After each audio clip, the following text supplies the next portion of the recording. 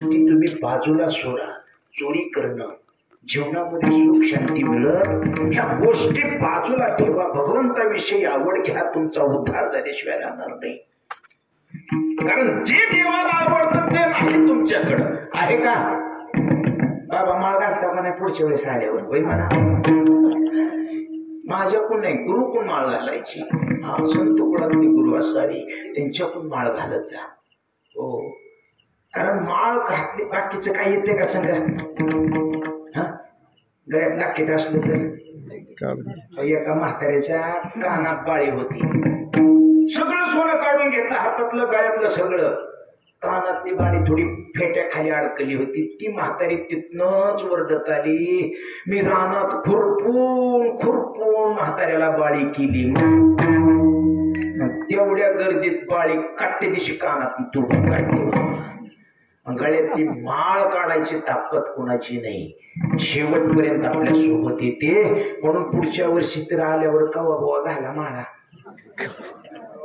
नाहीतर परत म्हणते ही चावायचं झाल्यावर नाही, चावणं गेलं की अशी मी म्हणणार आहे. आता दात पडल्यावर काय करायचं बाबा? हीच मार्ग आहे, मुक्काम गोष्ट हनुमान मंदिर, इथं दुसरं कुठं नाही जायचं. हा है की नाही? जे देवाला आवडतं ते करा. देवाची आवड म्हणजे नामाचा उच्चार रात्र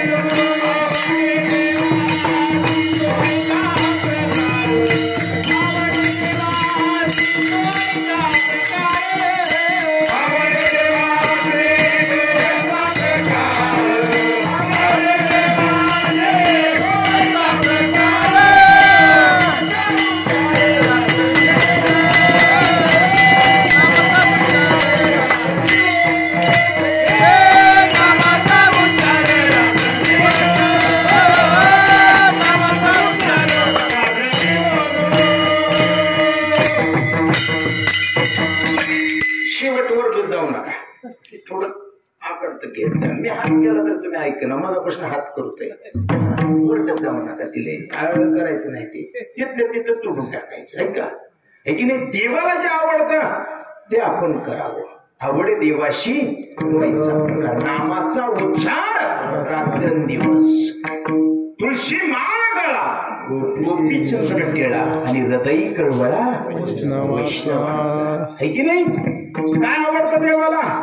तुळशी माळ गळा, गोपी चंदन आणि हृदय कळवळा वैष्णवाचा. आहे का तुमच्याकडे?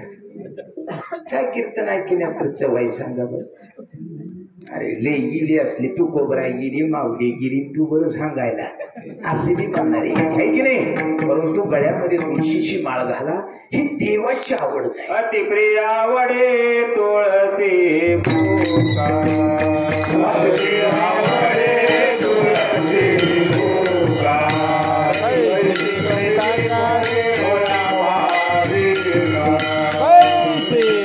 करे भोला भाविका नामा पद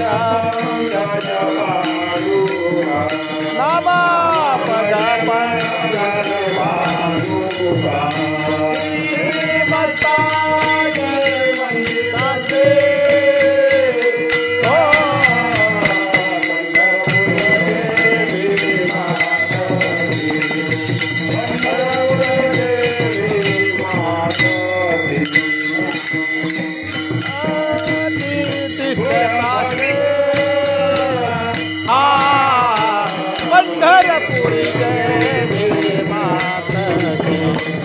पंढरपुरी देवी मातकी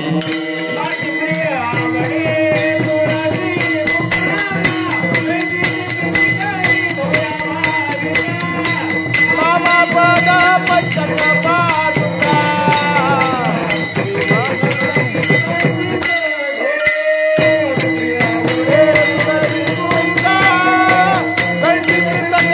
भोला भाविका मामा पदा पंचक पादुका